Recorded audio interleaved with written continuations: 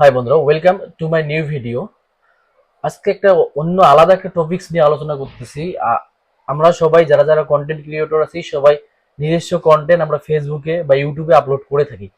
But গত 1-2 দিনে মানে যাওয়া কালকে বা যাওয়া পরশু দিনে আমার একটা কন্টেন্টে একটা প্রবলেম হয়েছে। আমি একটা ভিডিও, আমার নিজস্ব করা ভিডিও, আমি নিজে ক্যামেরা দিয়ে শুট করেছি, আমার নিজের ভিডিও আমি ফেসবুকে আপলোড করেছি। বাট ফেসবুক থেকে জানি না কি জন্য কপিরাইট আসছে। 3জন মানুষ কপিরাইট মারছে আমাকে। বাট জানি না, এটা আমার নিজস্ব ভিডিও, আমি নিজেই রেকর্ড করা ভিডিও। আপনার সঙ্গে এমনটা হতে পারে, আমি কপিরাইট ডিটেলস গুলো আপনাকে একটু জানাবো। এর সঙ্গে এরকম হতে পারে, আমার সঙ্গে এরকম হয়েছে, মানে যে কোনো কন্টেন্ট ক্রিয়েটরের সঙ্গে এরকম হতে পারে। সো আপনার করণীয় কি, সেক্ষেত্রে আপনি কি করবেন? আমি যা করেছি, আমার যখন কপিরাইটটা এসেছে, কিন্তু একটা কথা, যখন আপনি রিলস বা কোনো পোস্ট করবেন ওখানে কপিরাইট চেক অবশ্যই করে রাখবেন।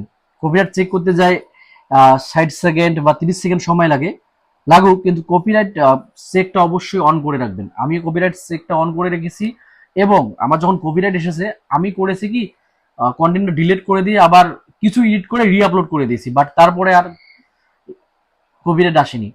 কিন্তু আমি একটা জিনিস বুঝলাম না, আমার নিজস্ব মোবাইল দিয়ে আমি ভিডিও করেছি, আমার কন্টেন্ট, আমার ভয়েস, বাট কপিরাইট কোথা থেকে আসলো? আপনার সঙ্গে কি এরকম কখনো হয়েছে? যদি হয়ে থাকে অবশ্যই আমাকে একটা কমেন্ট করবেন। এবং যদি হয়ে থাকে আপনি কি করে সেটা সমাধান করছেন বা কি করছেন, অবশ্যই আমাকে একটা কমেন্টের মাধ্যমে জানাবেন। So best of luck for all creators. Bye bye.